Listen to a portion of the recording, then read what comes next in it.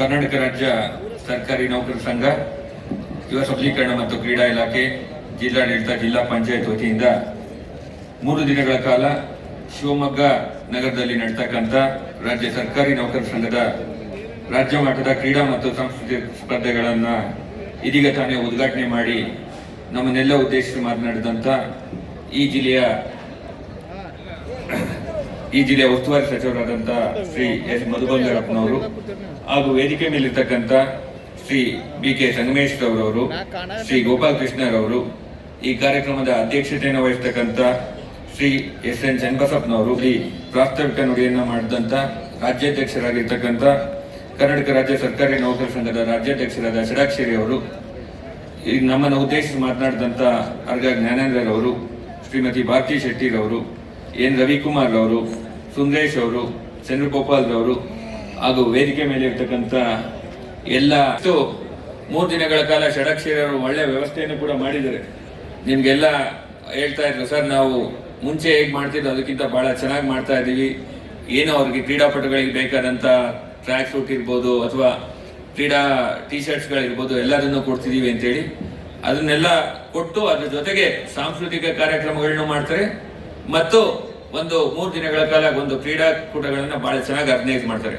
ಯಾಕಂದ್ರೆ ನಮ್ಮ ರಾಜ್ಯದಿಂದ ಈ ರಾಜ್ಯದಲ್ಲಿ ಕ್ರೀಡಾಕೂಟ ನಡೆದ ನಂತರ ನಮ್ಮ ರಾಜ್ಯದನ್ನ ರೆಪ್ರೆಸೆಂಟ್ ಮಾಡೋಕ್ಕೆ national level government employee sports ನಲ್ಲಿ ಸಾಕಷ್ಟು ಜನ ರೆಪ್ರೆಸೆಂಟ್ ಮಾಡ್ತಾರೆ. ಅದರಲ್ಲಿ ನಾನು, ಯಾಕಂದ್ರೆ ನಮ್ಮ ಆಯುಕ್ತಾಲಯದಿಂದ ಸರ್ಕಾರದ ಪರ್ಮಿಷನ್ ತಗೊಂಡು ನಮ್ಮ ಡಿಪಾರ್ಟ್ಮೆಂಟ್ ಇಂದ ನಾವು ನ್ಯಾಷನಲ್ ಲೆವೆಲ್ಗೆ ಟೀಮ್ಗಳನ್ನು ಕಳಿಸ್ತಾ ಇರ್ತೀವಿ.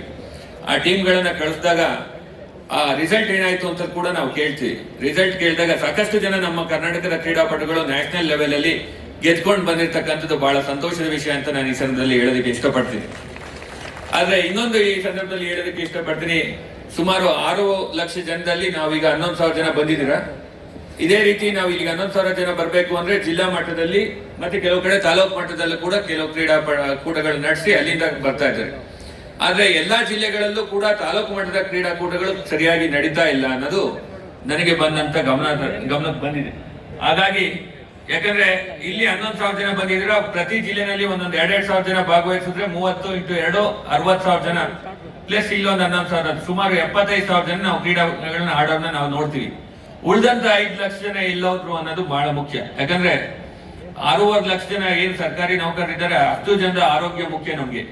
ಉಳಿದವರು ಕೂಡ ಕ್ರೀಡೆನಲ್ಲಿ ಭಾಗವಹಿಸಿದ್ರೆ ಅವರ ದೈಹಿಕ ಆರೋಗ್ಯ ಕೂಡ ಚೆನ್ನಾಗಿರುತ್ತೆ ಮತ್ತೆ ಮಾನಸಿಕ ಆರೋಗ್ಯ ಕೂಡ ಚೆನ್ನಾಗಿರುತ್ತೆ. ಹಾಗಾಗಿ ಎಲ್ಲರೂ ಕೂಡ ಒಂದಲ್ಲ ಒಂದು ಕ್ರೀಡೆನಲ್ಲಿ, ಅದು ಔಟ್ಡೋರ್ ಸ್ಪೋರ್ಟ್ಸ್ ಇರ್ಬೋದು ಅಥವಾ ಇಂಡೋರ್ ಸ್ಪೋರ್ಟ್ಸ್, ಕೇರಂ, ಚೆಸ್ ಈ ತರದ್ದು ಕೂಡ ಇರ್ಬೋದು, ಯಾವ್ದ್ರಲ್ಲಾರ ಒಂದರಲ್ಲಿ ಭಾಗವಹಿಸಿದ್ರೆ ಅವರು ಮುಂದಿನ ದಿನಗಳಲ್ಲಿ ಕೆಲಸ ಮಾಡ್ಬೇಕಾದ್ರೆ ಹೆಚ್ಚು ಹುಮ್ಮಸ್ಸಿನಿಂದ ಮಾಡ್ತಾರೆ ಅನ್ನೋದು ನನ್ನ ನಂಬಿಕೆ. ಹಾಗಾಗಿ ಆ ಕಡೆನೂ ಕೂಡ ಸರ್ಕಾರಿ ನೌಕರರ ಸಂಘ ಸ್ವಲ್ಪ ಗಮನ ಹರಿಸಿ ನಮ್ಮಲ್ಲಿರ್ತಕ್ಕಂಥ 6 ಲಕ್ಷ ಜನ ಸರ್ಕಾರಿ ನೌಕರರಲ್ಲಿ ಎಲ್ಲರೂ ಕೂಡ ಒಂದಲ್ಲ ಒಂದು ಕ್ರೀಡೆನಲ್ಲಿ ತೊಡಕೊಳ್ಳಿ ಮತ್ತು ಅದರಿಂದಾಗಿ ಅವರು ಏನು ಆ ಕ್ರೀಡಾ ಮನೋಭಾವ ಅವರ ಕೆಲಸದಲ್ಲೂ ಕೂಡ ಅದು ರಿಫ್ಲೆಕ್ಟ್ ಆಗ್ಲಿ.